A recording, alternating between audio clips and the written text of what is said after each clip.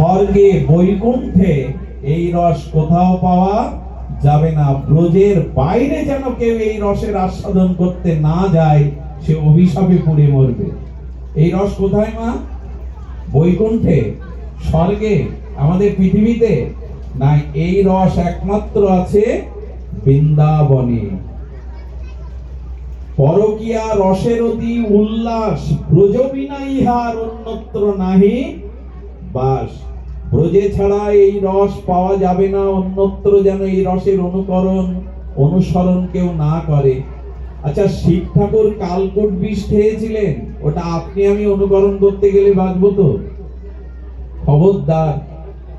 এই পরকীয়া রস একমাত্র ব্রজে সদ্গুরুর চরণাশ্রয় করে কাম বীজ কাম গায়ত্রী সাধনার দ্বারা যারা মঞ্জুরি ভাব সাধনা পেয়েছে, এই রস তাদের জন্য। আর মহাপ্রভু এই রসটা হরিনাম